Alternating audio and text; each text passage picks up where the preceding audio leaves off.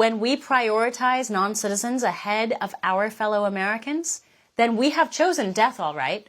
The death of everything for which this country once fought.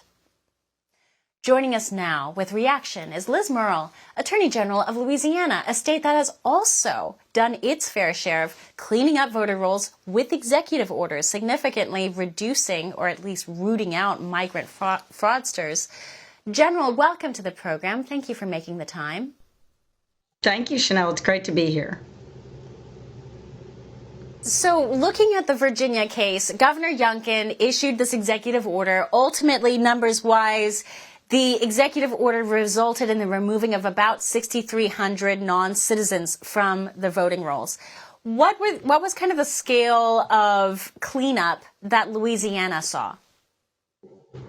Well, we had far fewer numbers than that, and I think that just reflects the level of checking that occurs in Louisiana before someone ever gets registered to vote. So there is multiple levels that the registration form goes through. And if we received a registration, it would still get checked through multiple people at by the Secretary of State. So I'm not sure about those numbers. My numbers are much lower here, something to the tune of 40 compared to his. But I still think It's appalling that he's being sued by the federal government when these people never had the right to vote in the first place. So they're not the people who are protected by the law that we're talking about.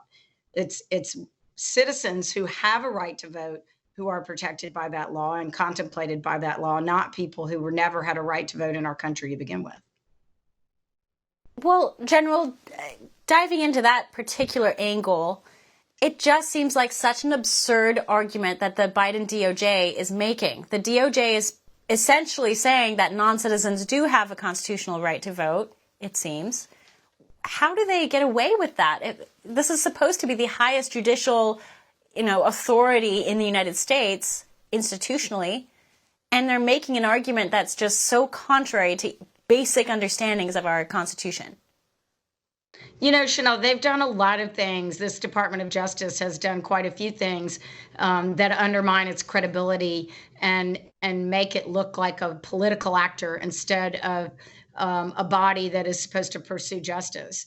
And what they've done in this lawsuit is essentially either directly or collaterally attack the laws that restrict people who are non-citizens from voting. And to the best of my knowledge, that's not unconstitutional. It never has been. And I think, certainly in the state of Louisiana, we do not permit non-citizens to register to vote or to vote. And so if you registered, that would be a felony. If you voted, that would be another felony. So it is something that, I think it's a responsibility of public officials to try and make sure that people who are on their voter rolls are qualified to vote.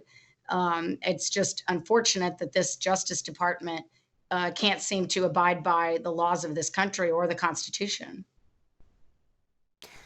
General, so many voting Americans are deeply concerned about the state of our justice system. And I know you, with your office, you've gone up against the current Justice Department. You have waged your own battles with them. But the fundamental mistrust, I think, is grounded in the leadership there. But I don't know if people are going to be comforted to know that if the president changes in that White House, that the Department of Justice will also, as a system, be able to change enough that we can trust it. What do you say to this institutional mistrust we currently have to increasing levels of Justice Department folks across the board? For all our viewers asking where One America News is heading in the future, we would like to introduce you to OAN Live. OAN Live is the best way to stay up to date on all of the hard-hitting, straight-shooting, national and international headlines. And the best part is, OAN Live is only $4.99 per month. All the credible, honest, unbiased reporting One America News offers at a fraction of the cost of cable. Just go to OANN.com to easily sign up for OAN Live and stay informed.